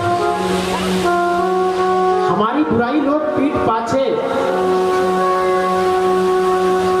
ना करते हुए हमारे सामने अगर कोई हमारा बुराई हमारे मुंह पे करता है, उससे ज्यादा अच्छा हमारे लिए और कुछ नहीं है। और अगर कोई हमारा बहुत खास हो और हमारे सामने ना करके पीठ पाछे बुराई करता हो, उससे बड़ा शत्रु आपका और कोई हो ही नहीं सकता है इस संसार में। और एक बात बताऊं, अगर कोई ऐसा शत्रु दिखाई दे तो सावधान हो जाना बिल्कुल। जो आपके मुंह पे आपकी बहुत बड़ाई करने लगे ना, तो समझ लो कि कहीं ना कहीं कुछ दिक्कत जरूर से है। क्योंकि स्वकार्य कुशला सुरा, इस संसार में सब स्वार्थी हैं। और कोई बड़ी बड़ी बात बोलना शुरू किया, अरे महाराज जी आप तो बड़े अच्छे हो, ये है वो, तो हमें सजग हो जाना चाहिए। क्योंकि जहां बड़ाई आई, समझो वहीं से बुराइयों का प्राकट्य हो जाता है। अपनी बड़ाई से सदैव हमको डरना चाहिए और किसी की बुराई सुनना नहीं चाहिए। ऐसा हमें अपने जीवन में इन सब चीजों को उतारना चाहिए। अच्छा, आप लोगों से विचार पूछा जाए कि यह मनुष्य का जीवन आप लोगों को किस लिए मिला है? अगर आपसे प्रश्न किया जाए कि आप लोगों को यह मनुष्य की शरीर किस लिए मिली है, तो बस यही लोग आप लोग क्या अनुभव करेंगे? अरे कुछ नहीं, पैदा हुए, जन्म लिए, बड़े हुए, कमाए खाए, ऐसो आराम किया, एसी के रूम में शयन किया, तमाम से जगहों पे घूमे टहले, जिंदगी कट गई। लेकिन नहीं, ऐसा नहीं है। अगर आप लोग ये बात सोच रहे हैं अपने मन में, तो समझो आप नरक का रास्ता ढूंढ रहे हैं। बोलो जय श्री राम। अगर आप लोगों के मन में किसी के अंदर अगर ऐसी भावना उत्पन्न हो रही है कि हमारा जन्म तो यहाँ पे बस कमाने और खाने के लिए हुआ था, तो सोचो कि अपना नरक का रास्ता ढूंढ रहा है। क्योंकि ये मनुष्य की शरीर बड़ी दुर्लभ है। मनुष्य की शरीर बड़ी दुर्लभ है।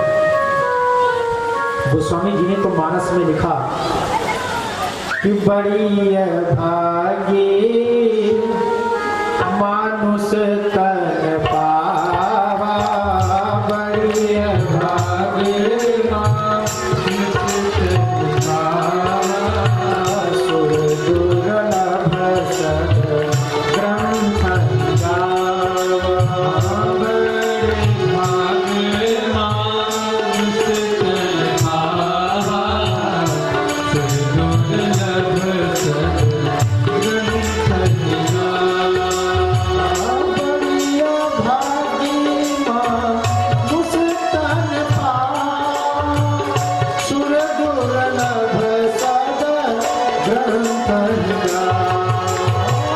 बड़ी भागी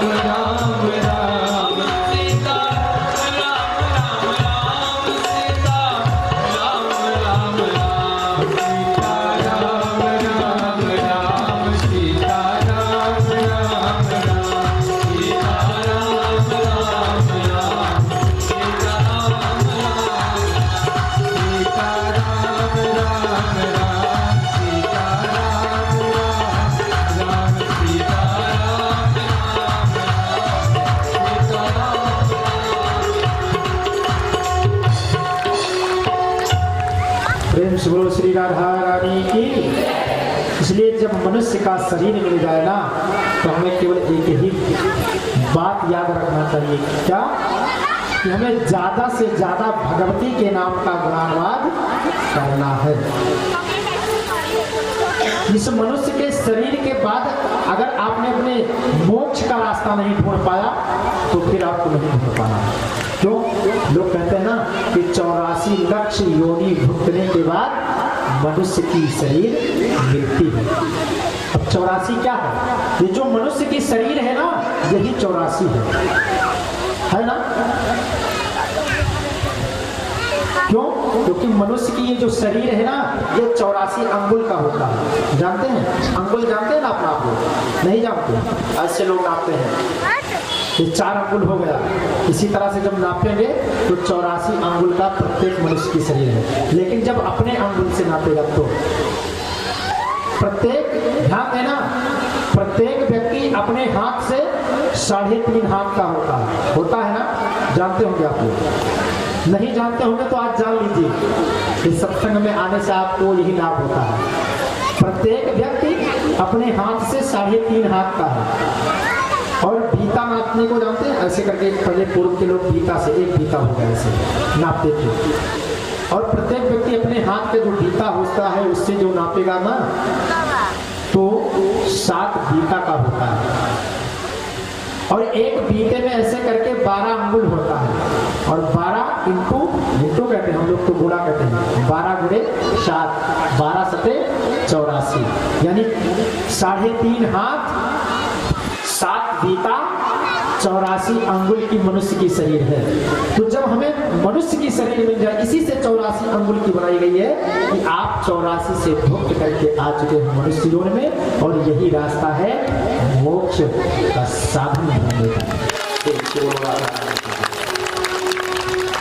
तो अगर आपको मनुष्य की शरीर मिल गई ना, तो कोई गारंटी नहीं कि आप इस बार मनुष्य हो, दूसरे जन्म में फिर आप मनुष्य होंगे, ऐसा कोई कुछ नहीं है। मिल सकता है जन्म, लेकिन जैसे शतानंदो महाप्राज्ञा सुदामा ब्राह्मणो है बहू लिखा हुआ है सत्यनारायण कथा में, या तो आप सत्यनारायण यानी जो शतानंद नामक ब्राह्मण थे, उन्होंने भक्ति किया, भगवान का कर्म किया, तो दूसरा जन्म मिल गया मनुष्य का। अगर उस तरह आप भी करोगे तो मिल सकता है, लेकिन हम कहाँ कर पाते हैं। बस पैदा हुए, जन्म लिए, बड़े हुए, कमाए खाए, और लास्ट में जय जय श्री सीताराम हो गए। अभी हमने बताया कि जो मृत्यु की सैया पे पड़ा होगा, उसके सामने भी पहुंच जाओ कि हम आपको मारने हैं, तो क्यों मरना नहीं चाहिए, वरना भगवान के नाम का जप करना चाहिए। लेकिन ये सत्य है, इस संसार में बाकी कुछ सत्य हो चाहे ना हो, लेकिन मृत्यु सत्य है, जो आया है उसको जाना पड़ेगा। अच्छा, जब हमें इस संसार से चले ही जाना है, तो संसार के लोगों से बैर भाव द्वेष करने से क्या मिलेगा? कुछ मिलने वाला है ना? मिलेगा? नहीं मिलेगा ना। फिर हम लोग एक एक इंच के लिए लड़ जाते हैं। प्रेम से बोलो जय श्री राम। एक बात बताऊं, अब हम लोगों, आप लोग, आज एक बात कहना चाहता हूं, बीच में ही कथा को के बीच में कहना चाहता हूं, ध्यान दीजिएगा आप लोग। आप लोगों को आज कथा सुनते हुए कितने दिन हो गया? 6 दिन। आज 6वें दिन की कथा सुन रहे हैं, लेकिन ना जाने कि आप लोग कथा में सुनते हैं और हमें लगता है जैसे सुन होते हैं तुरंत आपकी बुद्धि जो है दुष्कृत हो जाती है। किस तरह से आप लोग कथा सुनते हैं? कथा सुनने के बाद और तुरंत प्रसाद बंटने का जब नंबर आता है, इतनी बड़ी समस्या खड़ी कर देते हैं। अब कोई पंडित जी तो खड़ी करने नहीं आते हैं ना। अब उसी में कोई कहता है पंडित जी व्यवस्था अच्छी नहीं थी, हमें चोट लग गई। कोई कहता है पंडित जी हम तो प्रसाद पाए ही नहीं। कोई कहता है पंडित जी मैं तो गिर गई। तो पंडित जी आपको गिराने आए थे? माँ भगवती गिराने आई थी किसी को? हमने क्या बताया कल आपको? जैसा जो करेगा वैसा भरेगा। ये समझो आपके कर्मों का तुरंत फल मिल जा रहा है। क्यों? आपको वहां कौन सा कर्म गड़बड़ किया? मान लीजिए एक व्यक्ति हल्ला मचा रहा है, दौड़ रहा है प्रसाद के लिए, लेकिन कम से कम तुम तो समझदार हो। अरे जब कथा हुई है तो ये मेरी गारंटी है प्रसाद सबको मिलेगा। अरे जब आप 3 घंटा बैठ करके कथा सुन सकते हो, तो क्या 10 मिनट रुक करके लाइन से प्रसाद नहीं ले सकते? दे सकते हैं, लेकिन कथा को पता नहीं कहाँ पे सुना और कहाँ पे तुरंत उसका असर गायब हो जाता है। ये कलिकाल का प्रभाव है। आप लोग क्या करते हैं? सुनते हैं, केवल सुनते हैं, और सुनने के बाद में हमने क्या बताया कि कथा को श्रवण करके जब उसको हृदय में उतारा जाए और उतारने के बाद उस रास्ते पे चला जाए। अब बताओ, इतनी इतनी लंबी लंबी उम्र वाली माताएं बहनें, एक से एक पढ़े लिखे वरिष्ठ लोग इसमें बैठे हैं। अब उनको हम कितना समझाएं कि प्रसाद लेने का ढंग भी हम समझाएं। बोलो जय श्री राम। अरे कृपा करके इतना तो आप लोग कृपा किया करो कि कथा के बीच में कथा सुना आप लोगों ने, लेकिन 10 मिनट थोड़ा और समय दो कि हम आसानी से प्रसाद लें। अब कथा में भी आते हैं, उसके बाद में भी वही काम, तो कथा सुनने का क्या लाभ है? कथा श्रवण करने के बाद में फिर अगर हम गलत काम करते हैं तो फिर उस कथा श्रवण करने का क्या फायदा हमें? इससे अच्छा तो हम घर में ही रहते, वही अच्छा था। बोलो जय श्री राधे। आज चलते हैं अपने मुख्य प्रसंग पर। महिषासुर अपने दूतों को, एक दूत जाता है, दूसरा आता है। व्यास जी महाराज कहते हैं इद युक्ता तो महाबाहु दैत्यो वासकल दुर्मुखौ जगतुर्मादिदेवढंगौ सर्वशास्त्रा अस्त्र कोविदैहि। जब देखा कि कई दैत्य मारे जा चुके हैं तो वासकल और दुर्मुख नाम के ये दो दैत्य अपनी सेना को लिया और तमाम से अस्त्र शस्त्र को लिया और लेकर के चल देते हैं कि अब की बार तो हम जा रहे हैं। जो जाता है वो वापस आता नहीं है, लेकिन अपने महाराज जी को खुश करने के लिए कि हम बहुत बलशाली हैं। ये क्या होता है, इसी को कहते हैं अहंकार, घमंड अपने आप से, कि हम अभी जाते हैं तुरंत देवी जी को परास्त करके आते हैं। अरे लेकिन जो पराशक्ति हो, जगत जननी हो, जिसको इस संसार में जहां से देवताओं ने अपना अस्त्र शस्त्र रख दिया हो, वहां से जिसकी उस पर उत्पत्ति हुई हो, क्या उस माँ को कोई परास्त कर सकता है? अरे माँ तो माँ होती है संसार में, माता को, हमारी पराशक्ति को कोई क्या युद्ध भूमि में परास्त करने वाला है? नहीं।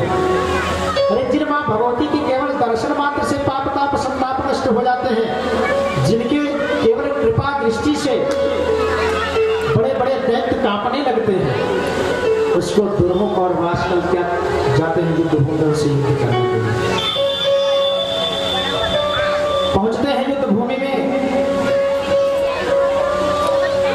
और त्रैलोक विभवम कामम त्वमेष शुचिस्मिते महिषे परमं भावं कुरुकाते मनोगतम। महिषासुर के जो दैत्य पहुंचे दुर्मुख और वासकल क्या कहते हैं? कहते हैं हे देवी, मैं तुमसे एक प्रार्थना करता हूं कि अगर तुम हमारे महिषासुर के कहना को मान लो ना, जो हमारे महिषासुर कह रहे हैं उसको अगर मान लेती हो ना, तो इस संसार की जितनी सुख सुविधा है सब कुछ आपको प्राप्त हो जाएगा। इस संसार में कोई ऐसी वस्तु है ही नहीं जो हमारे महाराज जी आपको ना प्रदान करेंगे। कृत्वापतिं महावीरं संसार सुखमद्भुतम। संसार का जितना अद्भुत सुख है वो सब आपको प्राप्त हो जाएगा, लेकिन कब? जब आप हमारे महिषासुर महाराज से शादी करेंगे तब। देवी जी हंसने लगी। अरे बताओ, कोई अच्छा रूप वाला हो तो शादी के बारे में सोचे भी। वही सबने बताया भैंस, बस जिसका स्वरूप भैंसे के जैसा हो उसी को कहते हैं महिषासुर। अब कोई इतनी दिव्य स्वरूप माता की, अरे जिससे अपने समकक्ष की व्यक्ति की तुलना की जाती है ना। अब पता लगे तुम किसी सोनार के पास पहुंचो, एक कांच का टुकड़ा देने लगो उसको, तो उस कांच के टुकड़े से और सोने का क्या मूल्य हो सकती है? नहीं हो सकती है। हमें अपने समान व्यक्तियों से जो है उनका हमें नकल करना चाहिए, उनकी बराबरी करना चाहिए जो हमारे बराबर होने के योग्य है। माता जी तो हंसने लगी। देखो जब किसी का काल मड़राता है ना, तो उस व्यक्ति की दिमाग बुद्धि बंद हो जाती है, उसका दिमाग काम करना ही बंद हो जाता है। देवी जी ने कहा हाँ अच्छी बात कह रहे हो तुम। जलमत्वं किं बीजानासि नारीयं काममोहिता मंदबुद्धि बलात्कार्थं भजेयमहिषस्थं। अरे देवी जी ने कहा पहले अपने महाराज जी से पूछो कि किस योनि में जन्म लिए हैं, इतने बड़े सठ हैं, मूर्ख हैं तुम्हारे महाराज। उनको ये भी नहीं ज्ञान है कि अगर हम महिष है ना तो हमें किसी महिषी से शादी करना चाहिए। अरे पैदा हुए हैं एक महिष के कुल में, भैंसे के कुल में, और विवाह एक सुंदर दिव्य स्त्री से करना चाहिए। कितने बड़े सठ हैं, उनको इतना भी नहीं ज्ञान है। बोलो जय श्री राम। कानु कामातुरा नारी भवेंच पशुरूपिणं पशुनाम अधमं नूनं महिषं देवरूपिणं। उसने कहा हे देवी, हमारे महाराज जी तो अच्छे हैं, लेकिन ये कहते हुए आपको शर्म नहीं आ रही? देवी जी से कह रहा है। माता जी ने कहा कि जा करके अपने महिषासुर से कह दो कि तुरंत इस भूमि को छोड़ करके यहाँ से तुरंत पातालपुरी में चले जाएं, नहीं तो अब उनके लिए अच्छा होने वाला नहीं है। इसी में उनकी भलाई है। गच्छतं महिषं तूर्णं भूपं वा सकल दुर्मुखो वदतं वदवचोदेतं गदतुल्यं विषाणिनम्। देवी जी ने कहा कि तुम लोग यहाँ से तुरंत चले जाओ और जा करके अपने महाराज महिषासुर से कह दो कि पातालम गच्छ, बोलो कि पाताल चले जाएं, अन्यथा अब वो युद्ध भूमि में मारे जाएंगे। बोलो जय श्री राम। और एक बात बताऊं, माता पहली बात तो गुस्सा में नहीं आती है, लेकिन यदि गुस्से में आ गई तो फिर समझ लो, अगर माता जी को गुस्सा आया तो फिर समझ लीजिए कि फिर विनाश का ही नंबर आ गया। कृत्वास्तु विपुलं नादं देवी सा निर्भीस्थिताः उभौ च चक्रपुष्टि ब्रह्माण्डपृष्ठिं पुरुद्वः।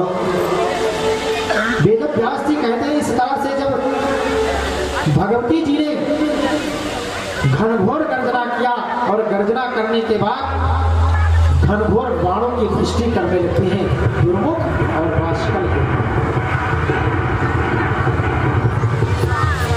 दानव श्रेष्ठ और मां भगवती के बीच में घनघोर युद्ध होने लगा। बाणासी परिघाघाते भैदम मंदचेतसा। जब घनघोर बाणों से मां भगवती इतना बाण की बरसात कर देती हैं कि वाष्कल और दुर्मुख दोनों बाण से एकदम से गिर जाते हैं और मां भगवती उसको घनघोर बाणों से प्रहार करने लगते हैं। अर्धचंद्रेण बाणेन चिच्छेद च सरासनम् वाष्कलो विगदां गृह्य देवीं हन्तुं पायो। मां भगवती बाणों की बरसात करती हैं और वो जो वाष्कल है वो गदा लेकर के मां भगवती की तरफ दौड़ा, लेकिन इतने में हुआ क्या, मां भगवती ने क्या क्या, वाष्कलाः पतितो भूमौ मुहूर्धा कुतिथा पुनः चिच्छेपा च गदां सोऽपि चंडिकां चंड विक्रमाः। इसके बाद में मां भगवती ने क्या किया कि जो अपने गदा से मां भगवती प्रहार किया, किसके ऊपर, वाष्कल के ऊपर, एक ही गदा में मूर्छित होकर के जमीन पे गिरा और गिरने के बाद में कुछ समय के बाद पुनः उसकी मूर्छा खुलती है और उठता है। इस तरह से वाष्कल और दुर्मुख से मां भगवती से घनघोर युद्ध चलता रहा। उस युद्ध भूमि में लगता है कि खून की नदी बह गई है, एकदम से एक युद्ध भूमि जो है लाल हो जाता है रक्त से। और देवी जी कहती हैं कि यानासन्नवर्णः कामं प्रलप्स्याधिमोहिता अद्यैवतं भनिष्यामि यथायां वाष्कलो हतः। मां भगवती कहती है, हे वाष्कल, तो युद्ध भूमि को छोड़ करके चला जाना, नहीं तो अभी मैं युद्ध भूमि में तुमको मार डालूंगा। लेकिन जिसकी मृत्यु निकट आ जाती है ना, उसको कुछ समझ में नहीं आता। एक प्रतिंगिरा कीड़ा होता है ना, कीड़ा प्रतिंगिरा, जब कोई उजाला गड़ेगा ना तो वो दौड़ दौड़ करके उसी आग में दौड़ेगा और उसी में अपना प्राण त्याग देगा। उसी तरह से जब व्यक्ति को मरने का समय आ जाता है ना, तो अपने मौत की तरफ वो दौड़ने ही लगता है। गच्छवा तिष्ठवा मंदमरणं यदि रोचते हत्वा त्वं वै वदिष्यामि बालिसं महिषी सुतं। हे मूर्ख, भाग जाओ, और अन्यथा अगर तुमको अपनी मृत्यु अच्छी लगती हो तो हमसे युद्ध में अभी परास्त हो जाओगे, मैं अभी आपको युद्ध में मार डालूंगी। इतना कहने के बाद मां भगवती जो है क्रोध में क्रोधातुर होकर के और युद्ध करना प्रारंभ करती हैं। कुछ क्षण में ही युद्ध के बीच में वाष्कल को मां भगवती परास्त कर देती हैं। वाष्कल को उसी भूमि में मार डालती। प्रेम से बोलो श्री दुर्गे मैया की। इसके बाद जब आगे बढ़ते हैं तो दुष्टुस्तान गदां देवीं दुर्मुखं निहते वराह पुष्पवृष्टिं तदा चक्रुर्जय शब्दम नभः स्थिता। और उसके बाद में क्या हुआ, उसी रणभूमि में जो दुर्मुख नाम का दैत्य था उसको मां भगवती परास्त करती है। कैसे? खड्गेन सिरधारेण शिरच्छेद मौलिस्तम छिन्ने चामस्तके भूमो पपात दुर्मुखो मृताः। मां भगवती ने क्या क्या अपने बड़ी सी तलवार को निकाल करके और दुर्मुख का सिर धड़ से अलग कर दिया। प्रेम से बोलो आदि शक्ति जगत जननी जगदम्बा मैया की।